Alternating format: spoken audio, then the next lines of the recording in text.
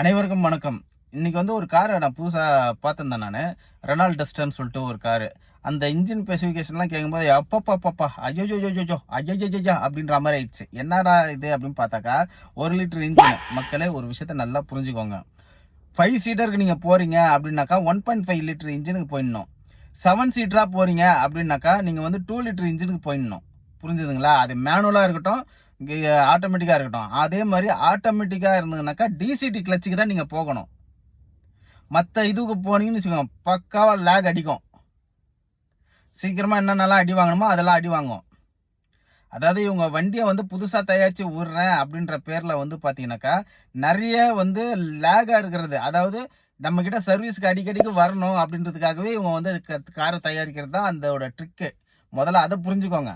இவன் கம்மியான ரேட்டில் தரான், கம்மியான இதோட பண்ணுறான், சர்வீஸில் போட்டு பில்லு கொடுத்துருவான் கையில். இப்போ ஒன்றும் இல்லை, இன்றைக்கி நைட்டு நான் ஒரு வீடியோ நான் பப்ளிஷ் பண்ணுவேன், அதை பாருங்கள் நீங்களே. அந்த கார் வந்து எனக்கு தெரிஞ்சவரெல்லாம் தண்டோன்னு சொல்லுவான். ஏன்னா 1.5 லிட்டர் இன்ஜினு அந்த காரில் தான் இப்போ உட்காந்து பேசிகிட்டு இருக்கிறேன். தண்டம்.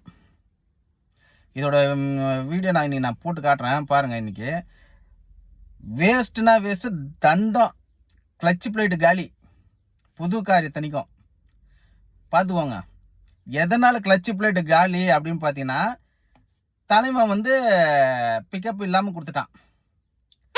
கிளச்சோட மூமெண்ட்டில் அழுத்தி அது கிளச்சு பிளேட்டு போயிடுச்சு. இந்த மாதிரி இருந்தாக்கா இப்படி தான் நடக்கும். ஏன் அவன் கம்மியான ஸ்பெசிஃபிகேஷனில் தரான் அப்படின்னு பார்த்தீங்கன்னாக்கா, கிளச்சில் ஒன்றுமே இருக்காது, கிளச்சு போட்டாலும் சீராது. முதல்ல நான் என்ன சொல்கிறேன்னா, என்னை குறை சொல்கிறத விட்டுட்டு நீங்கள் ஒரு மேடான சர்ஃபஸில் அந்த காரை நீங்கள் ஏற்றி பாருங்கள். எத்தனை பேர் சீட்டு கெப்பாசிட்டியாக அந்த அத்தனை பேரும் உட்காந்து ஓட்டி பாருங்கள். ஏறுறதுக்கு திணறும். காரோட நேச்சுரல் அது கிடையாது. ஃபஸ்ட்டு கீரை போட்டோன்னே எந்த இடத்துலையுமே லேக் அடிக்காமல் ஏறணும் அது. ஸோ நான் என்ன சொல்ல வரேன்னா, இந்த மாதிரி காருங்களெலாம் வாங்காதீங்க. அதை வாங்கி நீங்கள் தான் லாஸ் ஆவீங்க, பின்னாடி நீங்கள் தான் வருத்தப்படுவீங்க. கார்காரங்க மேனுஃபேக்சரிங் பண்ணுறது இந்த ரெனால்ட், நிசானு இவனுங்களாம் மெயினாக பாட்டுறது என்னன்னாக்கா, சர்வீஸ்க்கு நம்மக்கிட்ட வரணும். ஏன்னா அவனுங்க சர்வீஸுக்கு தான் காசு. அதனால தான் காசை குறைச்சி இவனுங்க வந்து பண்ணுறது.